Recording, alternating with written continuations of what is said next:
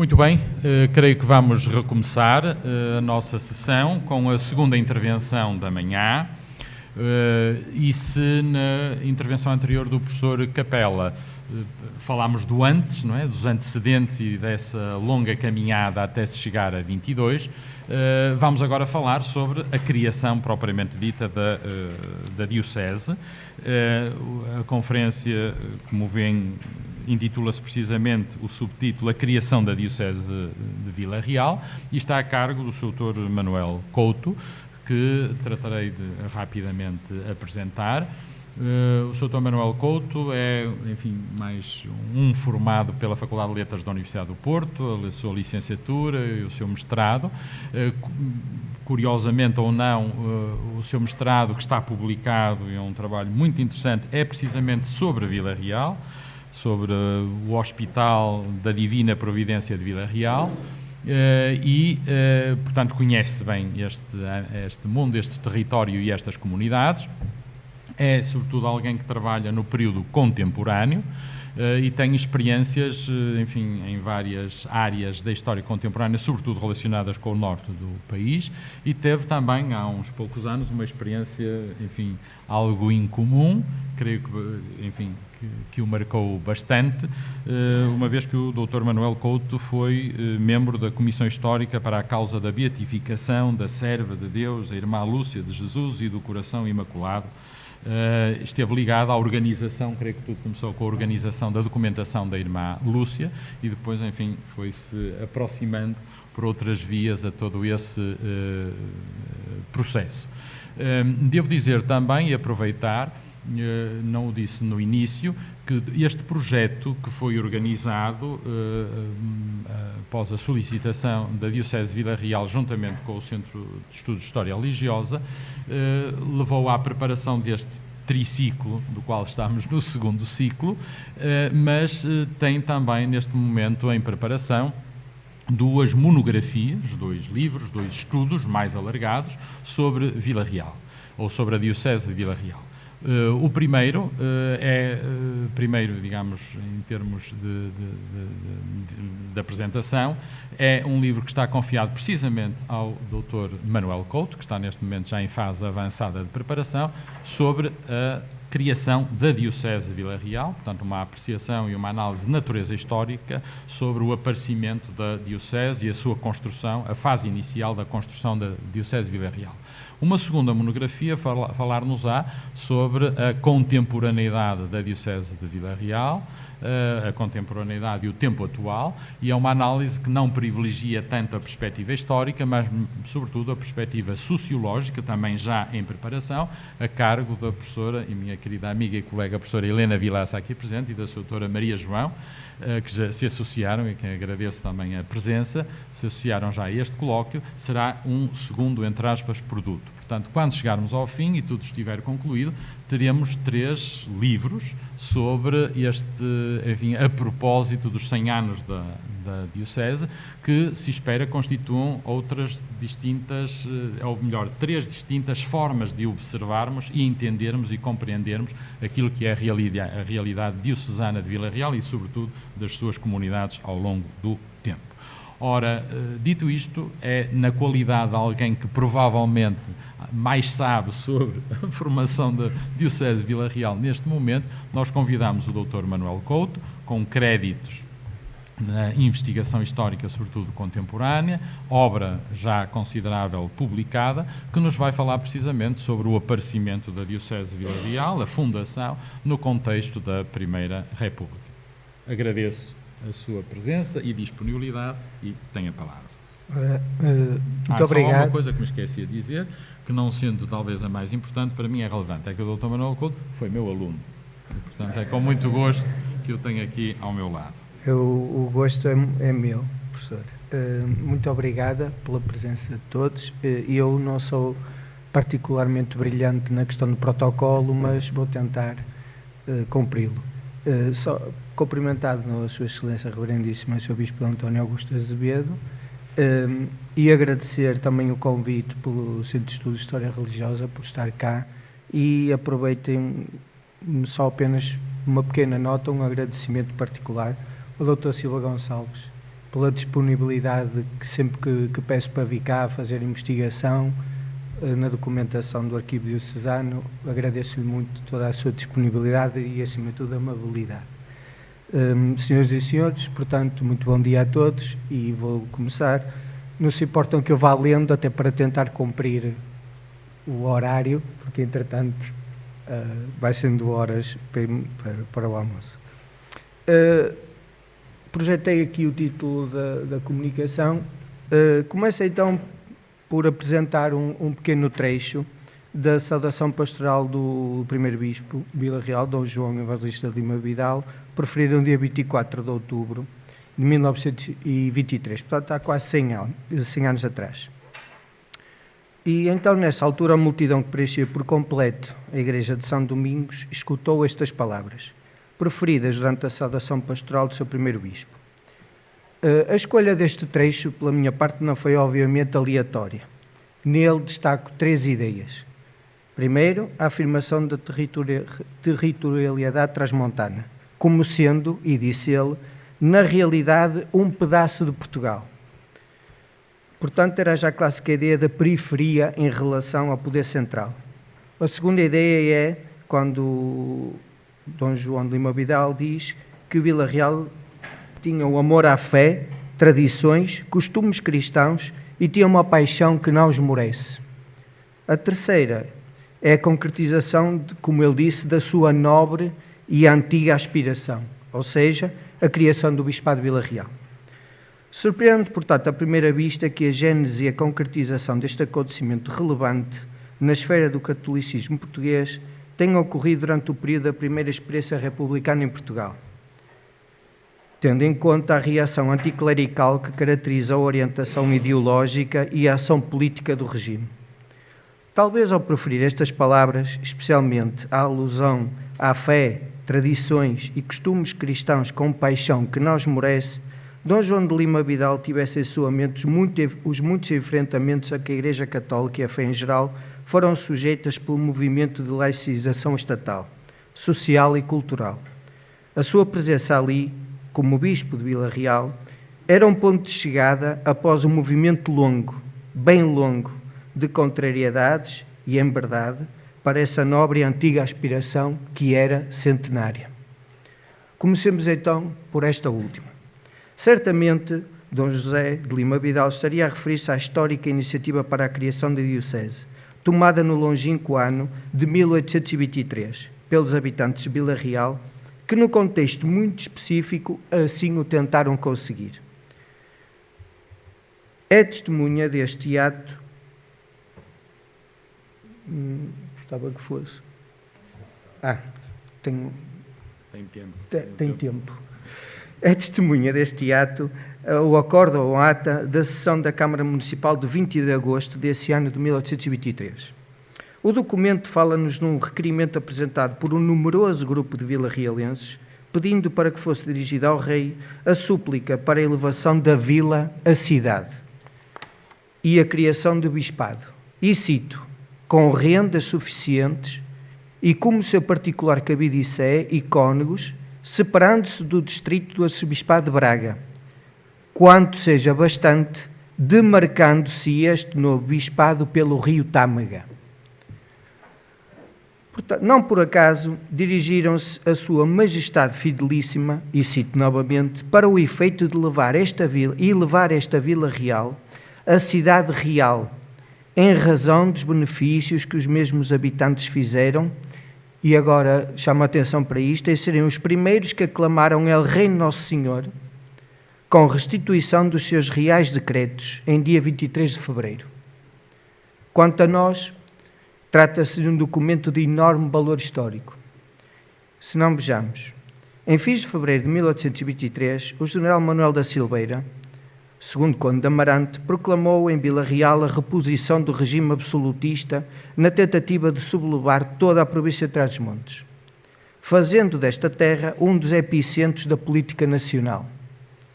Poucos meses depois, no final de maio, deu-se a insurreição contra a direção política constitucional por parte do infante Dom Miguel, em Vila Franca de Xira, a qual ficou por isso conhecida por Vila Francada.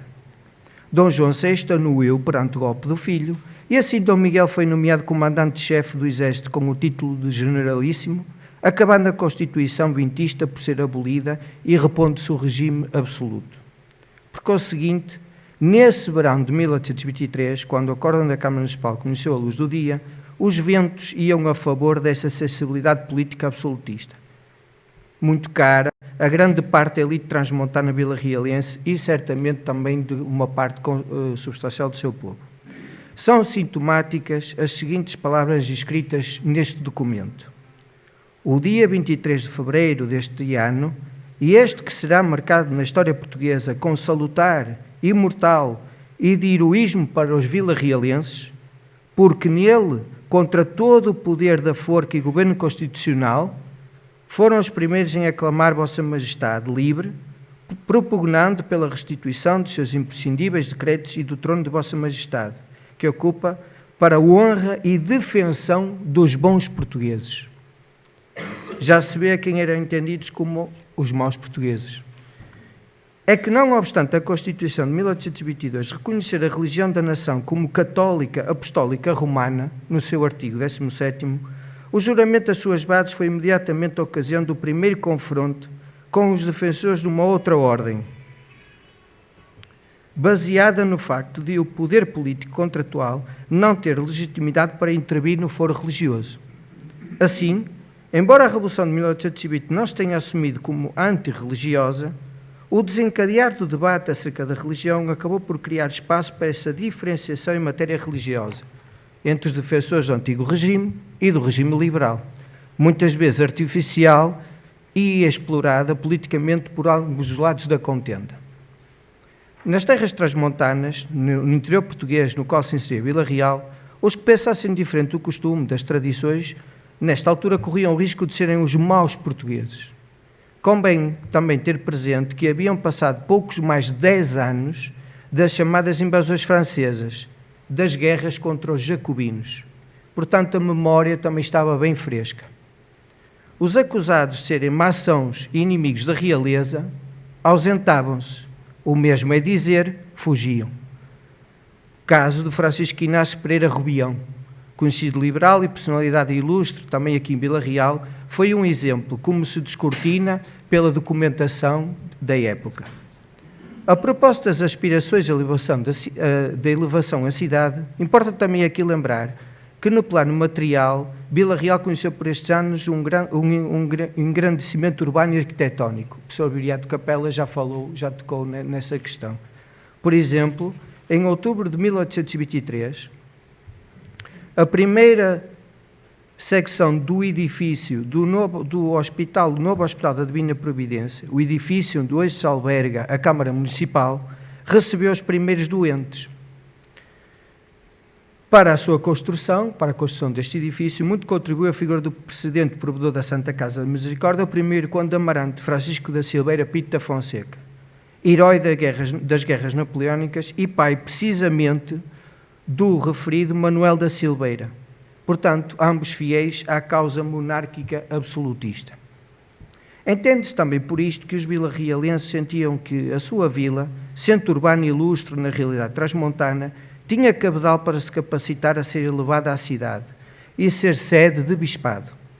Porém, a esperança fundada em torno de Dom Miguel na adesão à causa debaixo da bandeira religiosa não teve a sequência desejada. Os ventos políticos iam mudar e iniciava-se mais um tempo de grande estabilidade política e social no reino.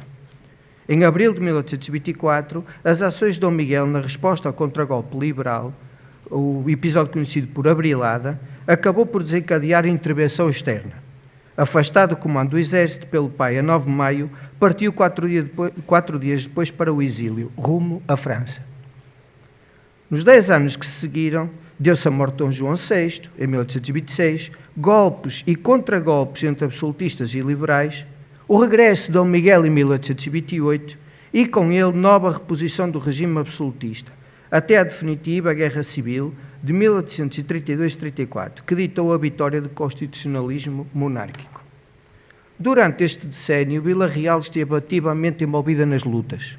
Claro está, com sucessivos pronunciamentos absolutistas. mas as vicissitudes que marcaram a confrontação dos dois blocos políticos e ideológicos durante estes anos acabaram por frustrar o eventual patrocínio que muitos acalentavam. Vila Real, espaço de recorrente apoio à causa absolutista, não logrou obter a ambicionada elevação à cidade, nem o seu bispado. Ambos só seriam alcançados 100 anos depois, paradoxalmente, ou talvez não, no tempo da Primeira República Portuguesa. Vista à luz desta breve contextualização, vemos neste documento histórico da primeira tentativa para a criação do Bispado de Vila Real, ou desejo para a criação do Bispado, um produto e representante desses tempos do enfrentamento em Portugal entre constitucionais e absolutistas. E assim, eis porque, em nossa opinião, este documento é, pela sua gênese e sensibilidade, um símbolo dos enfrentamentos ideológicos entre os jacobinos liberais e os defensores do trono e da religião, que também marcou o século XIX, um século em que a Igreja viveu, segundo uma opinião generalizada, mergulhada num anticlericalismo militante permanente. Símbolo máximo desta realidade foi a conhecida Lei de 30 de maio de 1834, pela qual o ministro Joaquim António de Aguiar declarou extintos todos conventos, mosteiros, colégios, hospícios e quaisquer outras casas das ordens religiosas regulares, sendo seus bens secularizados, incorporados na Fazenda Nacional. Lei que, pelo seu espírito anti-eclesiástico, vaticinou para todo sempre ao ministro a alcunha de o Mata-Frades. Alcunha esta que ressuscitaria cerca de 80 anos depois, agora pela ação do anticlerical republicano Afonso Costa, também ele apelidado de Mata-Frades, mas também, diga-se passagem e em abono da verdade, igualmente apelidado de Racha Sindicalistas. E eis que assim avançamos agora no tempo, até o início do século XX, para colocarmos o nosso foco no tempo da ereção da Diocese de Vila Real, abordando naturalmente o seu contexto sociopolítico, ou seja, o período da Primeira República Portuguesa. O reforço do mundo secularizado nas ideias e nos factos da afirmação do positivismo científico levou a que a Igreja Católica se visse confrontada nos albores desse novo século XX com um anticlericalismo violento. E logo nos países do sul da Europa, aqueles com mais forte tradição católica nas suas populações. Por exemplo, os casos de Espanha, Portugal e França. Em França, no início do século, o governo legislou abundantemente contra a Igreja, com uma série de leis abertamente anticlericais, o que contribuiu para a ruptura das relações com a Santa Sé, a expulsão de 20 mil religiosos do seu território, a separação da Igreja do Estado, a anulação da concordata, a requisição de todos os bens eclesiásticos, chegando até as igrejas a ficar nas mãos de associações de culto eleitas pelos fiéis e reguladas pelo governo. Pio X, na encíclica Biermenter Nos, o meu latim não será o melhor, quer dizer nós com veemência, datada de 1906, condenou e repeliu tal separação, recusando-se a aceitar a determinação unilateral do governo francês. O Papa retirou a posição em outras encíclicas e a sua firmeza desconcertou de certa maneira o governo, que assim se viu a braços com o sentimento de revolta da sua própria população católica. Em Espanha, pela lei de 1910, a lei conhecida por Lei do Cadeado, a lei promulgada pelo presidente espanhol José Canalejas, proibiu o estabelecimento de novas congregações religiosas, limitando, assim, entre outros, o poder da Igreja sobre o Estado. Através desta lei, o governo pretendeu conseguir mais apoios das esferas anticlericais e, para tal, procurou limitar o número e poder dos religiosos, na época cerca de 50 mil em atividade. Também aqui a consequência imediata foi a ruptura das relações entre Espanha e Santa Sé. Embora tenha durado pouco tempo, o dano estava feito. E certo é que nestes anos de anticlericalismo foi-se agravando, qual ponta visível do iceberg desse longo processo de anticlericalismo e descristianização. E Portugal. Como é subejamente sabido, a proclamação da República em 1910 acompanhou este movimento anticlerical e também com elevada conflitualidade. Contudo, e como temos vindo a falar até agora, a Primeira República, entre 1910 e 1926, não deteve a exclusividade das tensões entre a Igreja Católica e o Estado. Antes foi o culminar das disputas iniciadas com o advento do liberalismo em Portugal, eco das propostas laicizantes do iluminismo. Cite-se também aqui a expulsão dos jesuítas decretada em 1759. E do positivismo, apenas para citar as mais relevantes. Agora, é inquestionável que o Partido Republicano Português, aproveitando os efeitos do ultimátum inglês de 1890, se converteu numa força revolucionária a partir do momento em que a facção radical e jacobina, nacionalista e anticlerical, se impôs à mais moderada, propondo a mudança violenta do regime como única forma de salvar Portugal. Por isso, não se estranha que a proclamação da República trouxesse imediatamente a componente matricial anticlerical e o início de um intenso ataque generalizado à Igreja Católica. O regime republicano, em comparação com a monarquia constitucional, alargou o campo de conflito ao clero secular e não apenas às ordens religiosas. A consagração do corte umbilical entre o Estado e a Igreja na Lei da Separação, publicada em 21 de abril de 1911, pela mão de Afonso Costa, o novo Matafrades, foi sem dúvida um elemento bem importante e distintivo. Este labor legislativo de caráter anticlerical mereceu a forte e natural contestação do episcopado português, do Vaticano e de grande parte do baixo clero.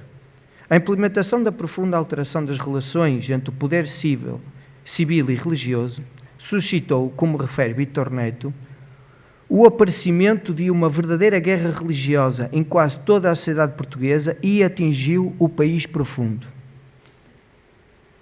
A expulsão dos religiosos do país, ao confisco dos bens eclesiásticos, a aprovação da lei da separação da Igreja e do Estado, Pio X respondeu em 1911 com a encíclica Juandundum in Lusitania, ou seja, desde há muito na Lusitânia, denunciando na legislação da nova República Portuguesa uma vontade, e cito, de desprezar Deus, repudiar a fé católica, injuriar o Romano Pontífice e dividir a Igreja. E então pergunta-se, foi neste enquadramento político que se logrou erigir a Diocese de Vila Real?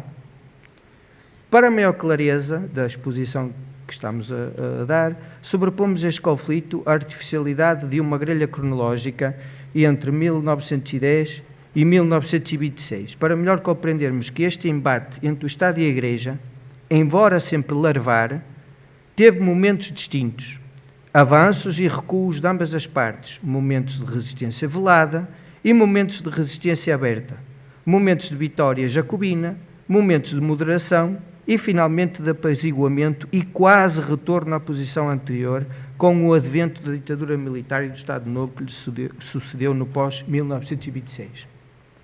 Podem, assim, ser distinguidos 4 períodos que aqui se apresentam, os quais, no fundo, se confundem com o que a historiografia sobre a Primeira República Portuguesa consagrou como os períodos da República Nova, da Nova República ou Nova República Velha.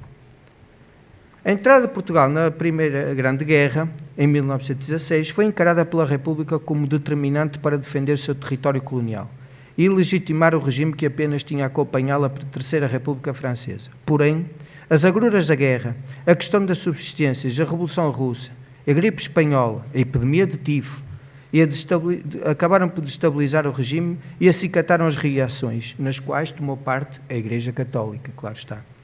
Relembre-se que em abril de 1917 partiram de Vila Real os militares do batalhão RI-13, que haveriam de participar e tombar na Batalha de Lalis. E como não evocar Aníbal Augusto Milhais, o conhecido soldado Milhões, transmontano herói da Primeira Guerra Mundial. O fenómeno das aparições de Fátima ao longo desse ano de 1917 e particularmente o famoso Bailado do Sol, em outubro desse ano, desempenharam também aqui um papel relevante. Fátima não tocou apenas a questão da guerra. É que rapidamente os meios católicos começaram a divulgar os testemunhos de letrados, gente informada, portanto, que se tendo dirigido em outubro ao local para ridicularizar a crendice do povo e a intrugice do prometido sinal, acabaram por servir eles mesmos de testemunhas a favor da veracidade do fenómeno. E não faltou quem se dissesse arrependido ou convertido. Fátima, portanto, ajudou a Igreja como alavanca revigoradora da fé no seio das massas populares e alimentou a reorganização católica, a qual se vinha lentamente organizando até à criação da União Católica em 1913. Sintomaticamente, data desta altura a famosa frase atribuída a Afonso Costa, então chefe de governo, de que em 2 ou 3 gerações a religião seria eliminada de Portugal. Foi precisamente no início desse ano de 1917, a 3 de janeiro, que o arcebispo de Braga, Dom Manuel Vieira de Matos, enviou uma carta a Monsenhor Macela, a renovar seu pedido para a criação de um bispado em Vila Real. E dirigiu-se ele assim ao Monsenhor: Excelentíssimo e reverendíssimo Senhor, permita-me Vossa Excelência que renove o pedido que tive a honra de lhe fazer quando ultimamente fui a Lisboa. Na sua valiosa intervenção para o Santo Padre, para que constitua em breve um bispado com a parte da província de Trás-os-Montes que esta arquidiocese compreende. A experiência de quase 2 anos de governo deste arcebispado mostrou uma necessidade da inadiável criação da referida diocese. É imensa a extensão da arquidiocese de Braga, pois abrange os distritos de Braga, Viana do Castelo e a maior parte da de Vila Real e ainda algumas povoações distritos do Porto. Isto é, toda a província do Minho, grande parte de Trás-os-Montes e ainda uma pequena porção da do Douro. Em proporção com esta extensa área está a densidade da sua população, por isso que contém quase 1000 freguesias, 987 com 719.876 almas. Ora, sendo em geral muitos crentes pobres desta região, é fácil calcular o grande movimento religioso e eclesiástico a que o prelado deve presidir e em que tem que tomar parte, e assim, entre outras obrigações, difícil se me torna o cumprimento do sagrado dever da visita pastoral. Se todos os anos me é fácil a visita ao clero, para esse fim reunido nas sedes dos respectivos arciprestados, é-me impossível a visita às paróquias no tempo prescrito pelo direito, porque, tendo, como disse, 987 freguesias o arcebispado, conciliando a visita com o demais serviço pastoral, não poderei visitar mais de 100 anualmente, sendo-me, portanto, necessários quase 10 anos para visitar toda a arquidiocese. Como bem fica expressa, era a combinação entre espaço e a difícil territorialidade transmontana que se colocou a justificar o pedido, e assim prosseguiu na sua proposta. A sede desta diocese ficaria bem em Vila Real, terra de maior valor civil e de maior movimento comercial Trás-os-Montes. Como sede do distrito, está ligada pelo caminho de ferro e por muitas estradas com as principais povoações da região. Tem bons edifícios, possui boas igrejas, sendo a de São Domingos, paroquial da freguesia de São Dinis, mais competente para nela se exercerem as funções episcopais. Os habitantes de Vila Real reconhecem na criação do novo bispado um bem imenso para o incremento da religião no distrito e um benefício económico para a própria vila. Estou certo que não lhe faltarão recursos suficientes para correr às despesas da Cúria Episcopal e ainda para sustentar no seminário desta cidade, enquanto não tenha próprio, os candidatos ao sacerdócio. A criação da aludida diocese é urgentemente pedida pelo bem religioso nacional, pois se é um facto a afirmação de que a parte mais religiosa do país é constituída pelas províncias do Norte, esta expressão terá maior verdade se a Arquidiocese de Braga for o seu desmembramento confiado ao zelo e cuidado de 2 prelados. Portanto, as demais lá prosseguiram e já num quadro político diferente, entenda-se, convivência política institucional alterada, como se verá a seguir, e este pedido havia de materializar-se 5 anos depois. No final desse ano de 1917, o desgaste da guerra iria amparar um segundo momento anticonstitucional do derrubo do status quo. Vindo de dentro das fileiras conservadoras, Sidónio Pais tomou de assalto o regime, atraindo com a sua aura carismática vários setores que a República Velha não tinha conseguido integrar. O leque era extenso e policromático, desde republicanos conservadores, como os do Partido Unionista, a católicos republicanos ou saudosistas da monarquia, passando por nacionalistas e autoritários, desejosos de fazer renascer a glória dos igrejos avós, ou ainda por sindicalistas do Neo-Operário Nacional e alguns membros do Partido Socialista, para os quais qualquer alteração ao domínio de Afonso Costa era bem-vindo. O país rejeitado pelos democráticos unia-se numa estranha aliança momentânea. Portanto, o período tinha aqui uma imagem, quando estava a falar da questão da vastidão da Diocese, dizia eu, entanto, que o consulado de Sidónio Pais deu início ao período da República Nova, fase em que operaria a regularização da guerra religiosa iniciada em 1911. O governo de Sidónio Pais operou mudanças nas leis que até então agravavam os católicos, como a de fevereiro de 1918, pela qual o ministro sidonista Moura Pinto reviu a lei da separação, abrindo um período de crescente melhoria e distensão nas relações entre Igreja e Estado. Sidónio seria, aliás, o primeiro Presidente da República a participar em cerimónias religiosas. Nas solenes exéquias de 2 de março de 1918, na Sé Patriarcal, por alma dos soldados portugueses mortos na Grande Guerra, assumindo assim um simbolismo de uma reaproximação do Estado à Igreja Católica. Foi neste contexto que encarregou o representante em Madrid para encetar conversações com o Sr. Ragonesi, núncio em Espanha, com vista ao reatamento das relações com a Santa Sé. O núncio veio a Lisboa em junho de 1918 e a 9 de julho restabelecia-se a alegação de Portugal no Vaticano, pelo Decreto 4.558. Este momento devia estar aqui. Este. Obrigado. A 13 de julho era nomeado núncio apostólico em Portugal Monsenhor Aquiles Locatelli, arcebispo titular de Salónica. Pelo Parlamento português, os monárquicos e os católicos foram mantendo o apoio e a presença, o que acontecia pela primeira vez desde o advento da República. Os monárquicos também merecem aqui uma referência particular.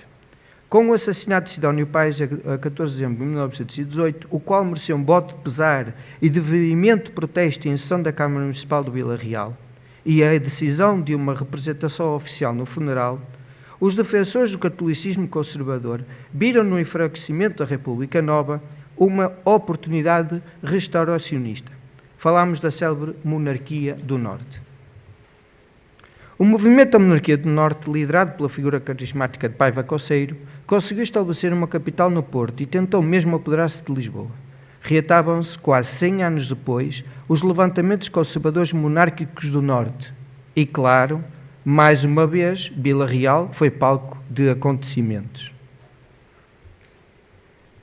O episódio da Trolitânia em Vila Real pôs em desassossego a vila entre janeiro e fevereiro de 1919, com os morras aos republicanos jacobinos, viva a monarquia e viva a santa religião, e provocou vítimas. O movimento foi derrotado, tendo os republicanos restabelecido a normalidade em 17 de fevereiro. Mas a leitura da imprensa republicana de Vila Real, dos meses que se seguiram, não deixa dúvida sobre o que era o sentimento republicano. Para conseguir este ou aquele emprego, ou acusações de se aceitar qualquer um só para conseguir engrossar as fileiras do partido. Isto é, o célebre fenómeno dos adesivos. Apresento aqui o ato da Câmara Municipal da proclamação da Monarquia do Norte em Vila Real. E que, como veio na imagem, foi riscado. Lendo o relato publicado no Republicano Jornal Vila-Realense, O Corgo, acerca das comemorações de 5 de outubro de 1919, e aqui apresenta algumas imagens, apenas por curiosidade, em que aparece o grupo dos defensores de Vila Real, que retiraram para Chaves. Estas ilustrações foram publicadas na revista conhecida Ilustração Portuguesa. Ali há um pormenor que diz que estão marcadas duas personalidades, com 2X. Eu aqui, não sei se conseguem ver que está ali levemente, aquele que está ali marcado era o Sr. José Ferreira, proprietário do Café Club de Vila Real, que foi destruído, segundo os relatos da época.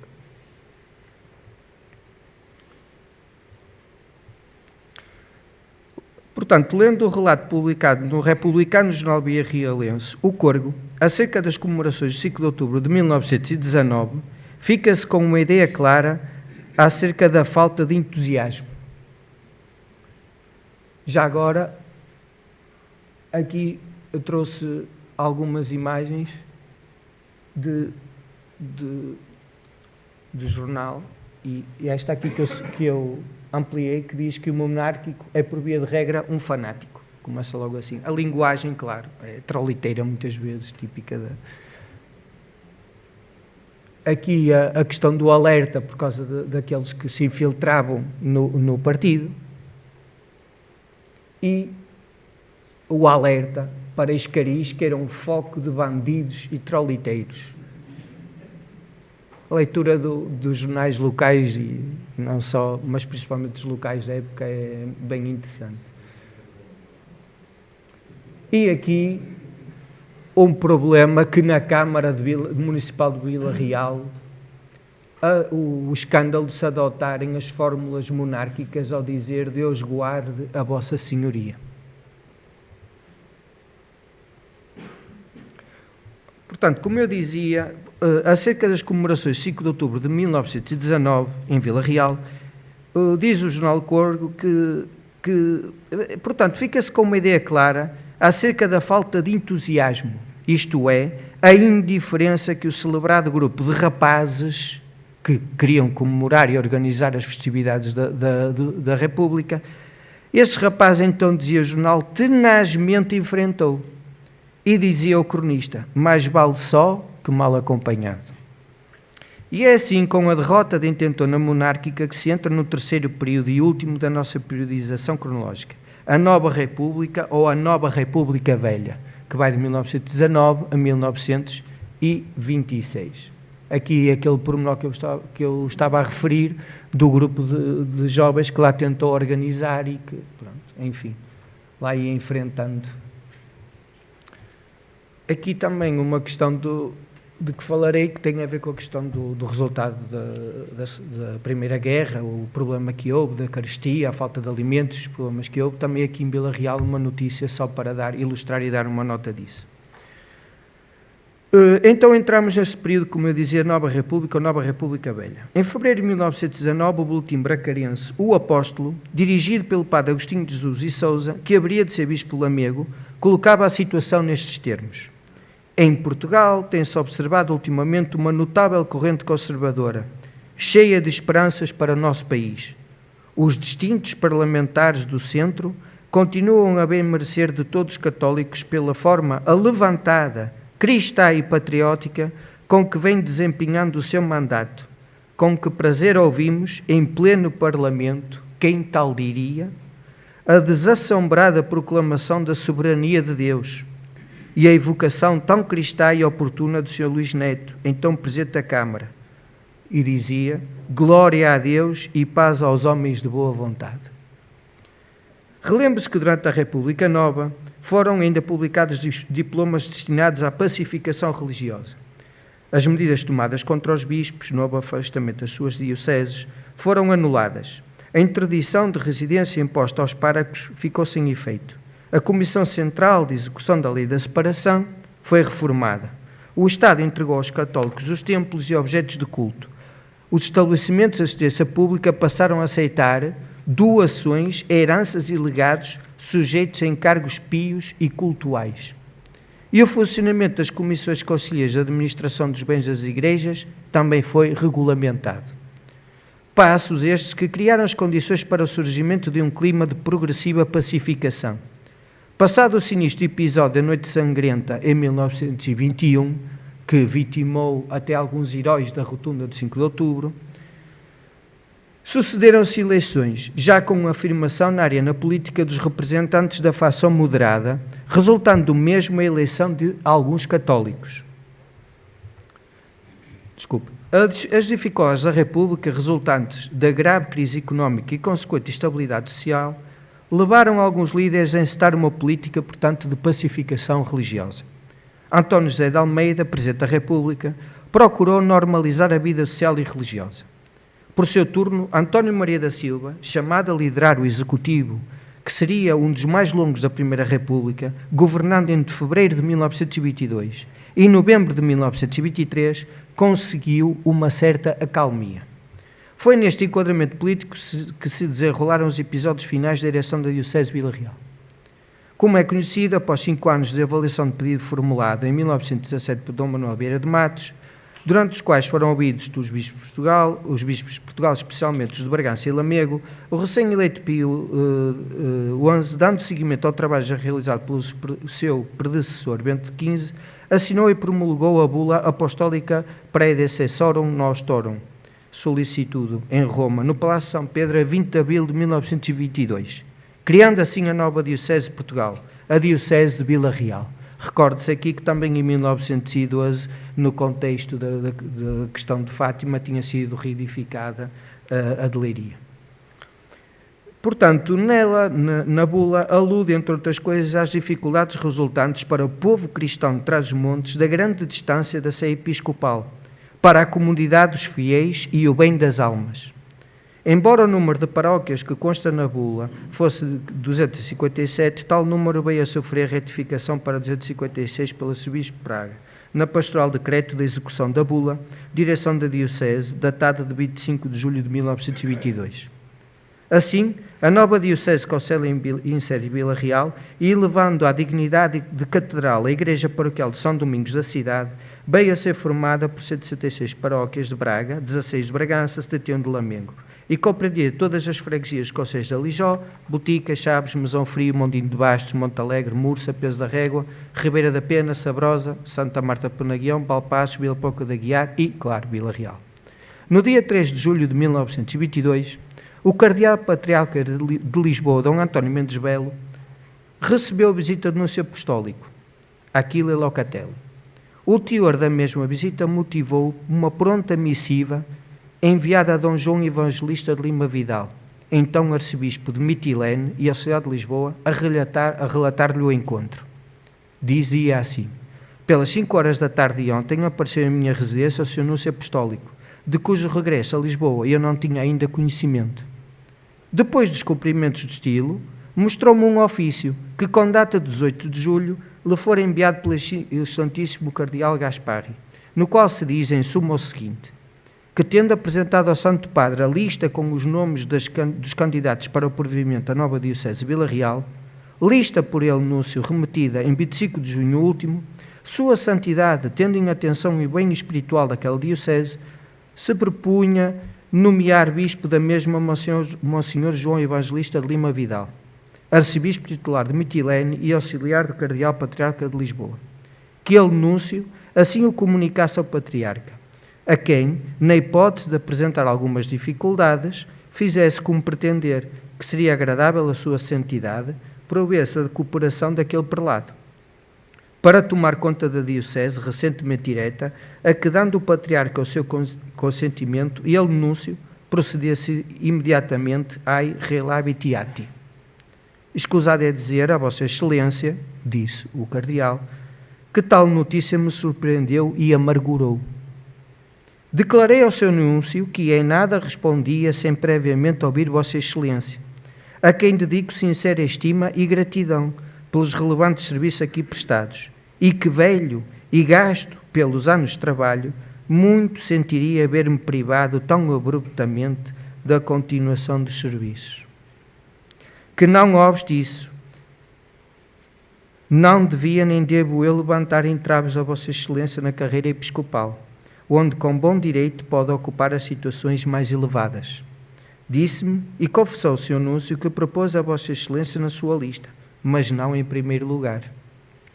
Por tudo o que deixo relatado, cheio de tristeza, peço a Vossa Excelência o favor de comunicar-me o que tiver por conveniente, a fim de eu me habilitar a responder ao que de mim se exige.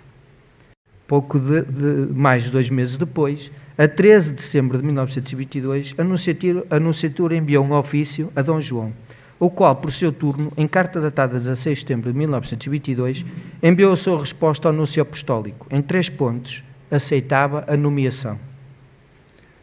Não vou ler, talvez, mas não sei qual é.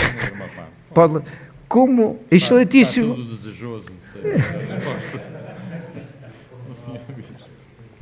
Excelentíssimo e reverendíssimo Senhor Núncio Apostólico, convidado por Vossa Excelência Reverendíssima, continua, sua prezadíssima comunicação de 13 do corrente de dezembro, a expor quanto antes e explicitamente o meu pensamento acerca da projetada promoção para a nova Diocese de Vila Real.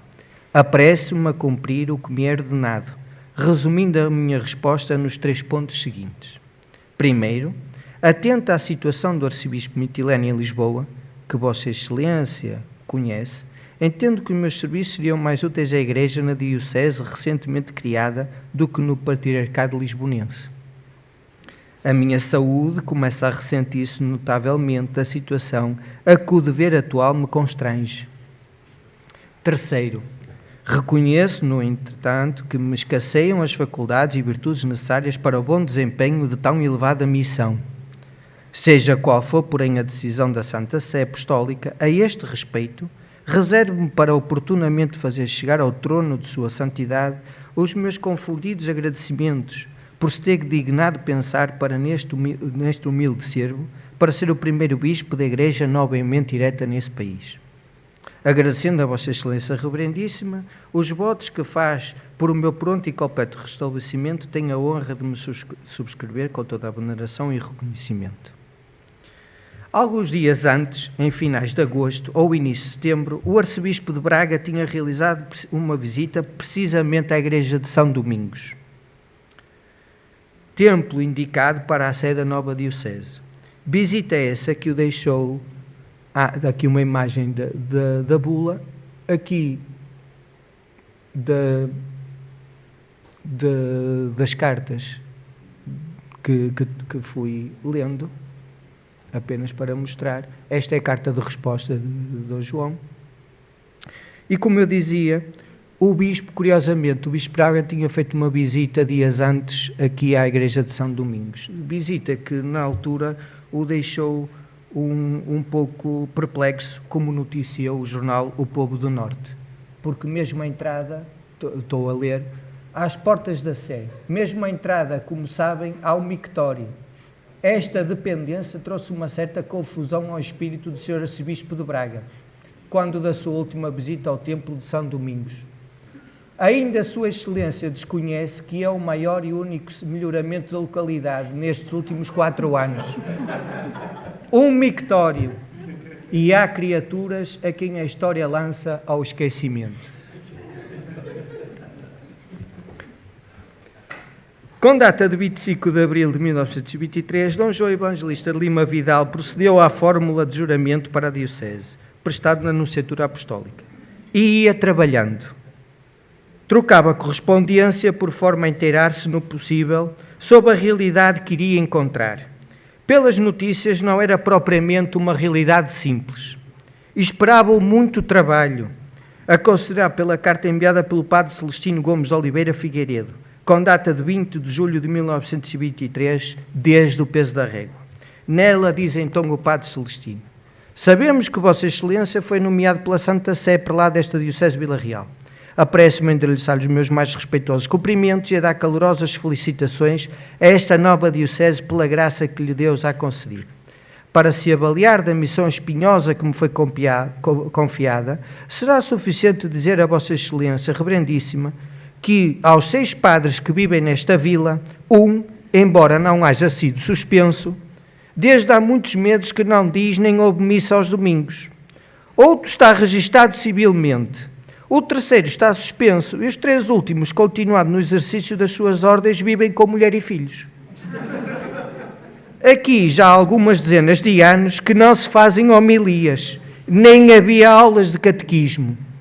Não obstante tanto abandono, Deus tem amparado com graças muito particulares este rebanho, pois o povo, embora viva numa grande indiferença religiosa, em geral é muito respeitador e de boa índole.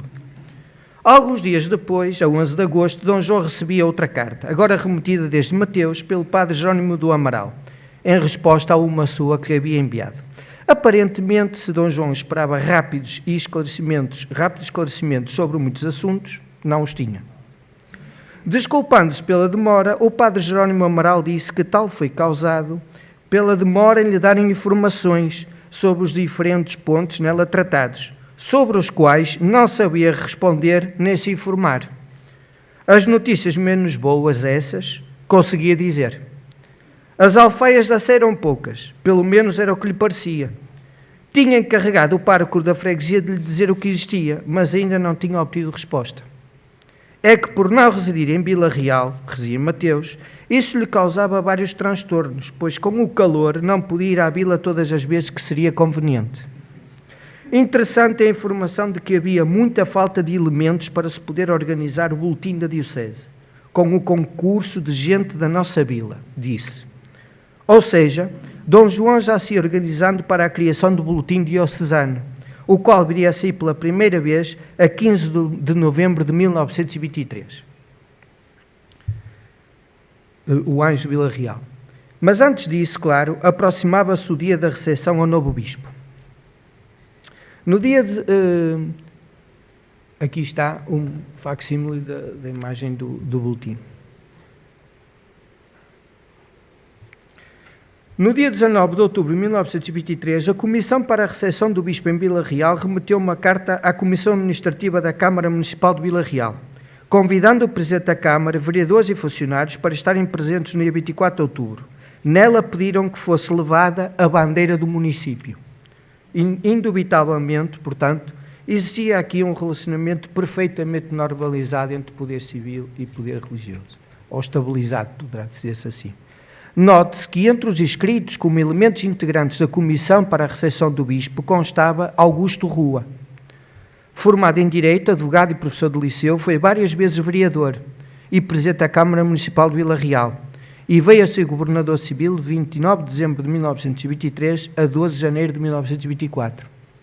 Sintomática é a carta endereçada ao presidente da Comissão Administrativa da Câmara Municipal de Vila Real, em 23 de outubro de 1923, portanto, um dia antes da chegada do Bispo. Também há uma carta curiosa acerca da chegada do Bispo, em que alguém lhe diz, se calhar o dia 21 não é muito oportuno, porque os padres estão a dizer missa e também muitos deles nem têm paramentos adequados para estar na cerimónia, portanto, procuremos outro dia, e parece que foi uma quarta-feira. Portanto, como dizia, foi enviada uma carta ao Presidente da Comissão Administrativa, em 23 de outubro de 1923, portanto, um dia antes da chegada do Bispo, convidando-o para o jantar de recepção a Dom João de Lima Vidal. E aqui notem, a fórmula de cumprimento é saúde e fraternidade. Precisamente no dia 24 de outubro de 1923, Vila Real engalanou-se para a recepção ao seu Bispo. A viagem de comboio, com paragem no Porto, prosseguiu depois com paragens por Irmesim de Penafiel, onde um repórter fotográfico da revista Ilustração aí lhe tirou uma fotografia. Seguiu depois por Meinedo e Régua, onde foi recebido pelo arcebispo Primaz e muitas outras dignidades, entre representantes da Câmara Municipal, autoridades locais, associações e, claro está, a população em geral. Aqui houve repique de sinos, fogo de artifício, discursos e uma recepção solene na Câmara Municipal. À partida para Vila Real, o Bispo ouviu um pedido emanado no meio da multidão. Senhor Bispo, mande-nos um padre, não temos missa e estamos para aqui abandonadinhos. Seguiu-se a última etapa, Vila Real. Após a chegada, viagem de carro até a Igreja de São Pedro, onde Dom João se aparamentou para o cortejo solene até a Sé, onde chegaria às 17h15, segundo o relato da época. Aí, Dr. Augusto Rua, vereador da Câmara, deu-lhe as boas-vindas em nome dos católicos da Diocese. Seria então depois a vez do primeiro bispo de Vila Real proferir a sua saudação pastoral, com a qual a menção iniciamos a comunicação.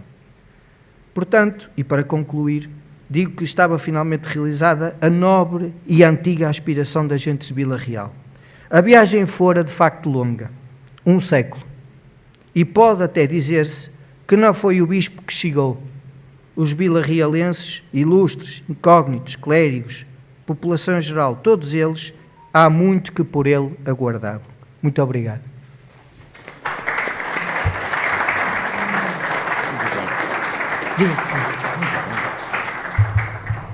Ora bom, agradeço ao Dr. Manuel Couto esta interessante digamos, esclarecedora exposição.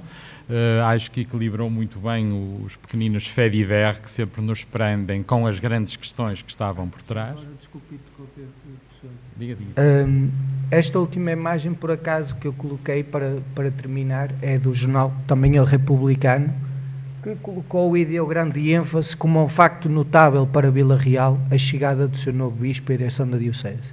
Muito bem. A pacificação estava a acontecer. Bom, e como digo, isto também serve-nos uma espécie de aperitivo para o livro que está a ser preparado e que certamente com mais detalhes e mais informação nos dará conta, digamos, dos acontecimentos que conduzem à Diocese de Vila Real, o fim de um processo e o início de outro processo que estamos agora a viver. Está aqui o atual prelado, vem na continuidade desse processo que se iniciou há 100 anos atrás. Portanto, Dr. Manuel Couto, muito obrigado pela sua clareza e pela ilustração daquilo que foi apresentando.